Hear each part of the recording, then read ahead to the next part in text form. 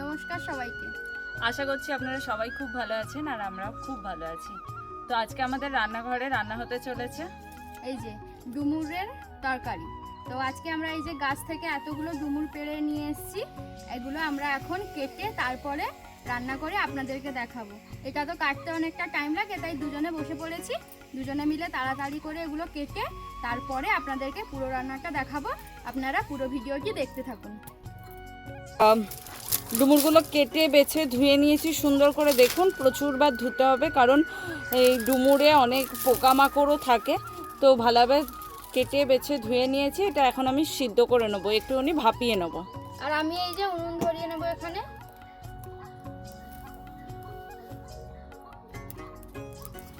এইগুলো ছেড়ে দেবো, হালকা করে ভাপিয়ে নেবো, কারণ এটা আবার পরে একটু ভাজবো, তার জন্য বেশি ভাপালে হবে না। এই যে এটা ফুটে গেছে, এবার এটা আমরা নামিয়ে নেব। নামিয়ে এটাকে একটু ভাজবো।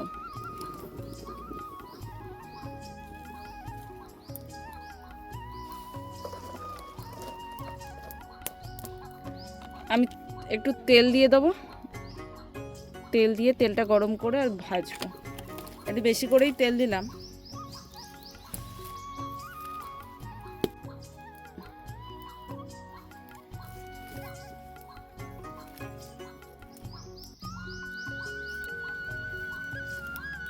এবার এটা ঢেলে দেবো আমি এতে, দিয়ে এবার ভালো করে ভাজবো।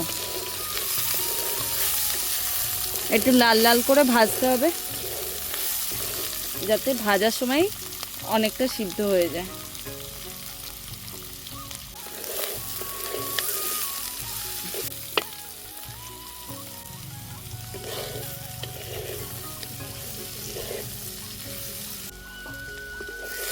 এই দেখুন, প্রায় ভাজা ভাজা হয়ে এসছে।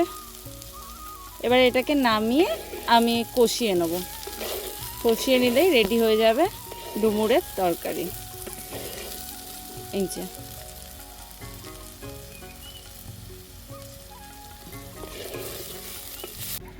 কড়াইটা গরম হয়ে গেছে, আমি এর মধ্যে দিয়ে দেবো তেল। একটু বেশি করে তেল দেবো, আর এর মধ্যে দিয়ে দেবো দুটো তেজপাত, এই শুকনো লঙ্কা, আর সাথে একটুখানি জিরে। এর মধ্যে গোটা গরম মশলা দিয়ে পেঁয়াজটা দিয়ে ভাজবো।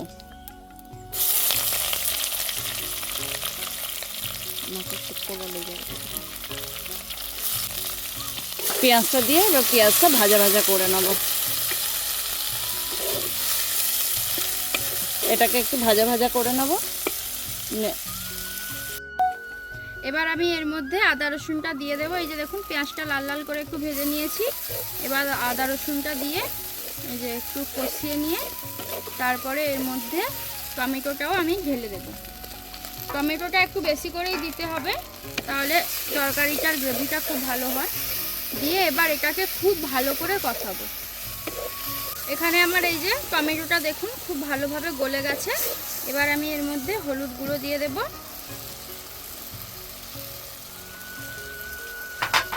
আর দেবো একটু লঙ্কার গুঁড়ো। আপনারা যে যেরকম ঝাল পছন্দ করেন ওরকম দিয়ে দেবেন। দিয়ে এবার এটাকে একটু নাড়িয়ে এবার জল দিয়ে দেবো, নাহলে মশলাটা আবার পুড়ে যাবে। এই যে দেখুন, আমার মশলাটা খুব ভালো করে কষানো হয়ে গেছে।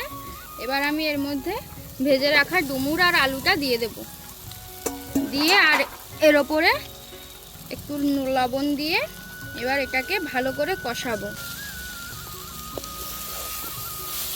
এটাকে অনেকক্ষণ কষাতে হবে। এই যে দেখুন, এটা আমার খুব ভালো করে কষানো হয়ে গেছে। এবার আমি এর মধ্যে জলটা ঢেলে দেব। এটা খুব বেশি গ্রেভি হবে না, হালকা মাখো মাখো হবে, তো আমি সেই বুঝেই জলটা দিলাম। যেহেতু এটা সেদ্ধই আছে, একটু ফুটে গেলেই দেখাচ্ছি আপনাদের। এই যে দেখুন, ডুমুরটা আমার রান্না হয়ে গেছে। আমি এই যে নামিয়ে নিয়েছি। আমি কতটা গ্রেভি রাখছি আশা করি আপনারা দেখতে পাচ্ছেন, এরকমই থাকবে। আপনারা যদি চান আর একটু ঝোল ঝোল রাখতে পারেন। তো এবার এর মধ্যে আমি একটু গরম মশলা দিয়ে গুঁড়ো দিয়ে নামিয়ে নিয়েছি। এই দেখুন, আজকের মতো ভিডিওটি এই পর্যন্তই। দেখা হচ্ছে নেক্সট ভিডিওতে।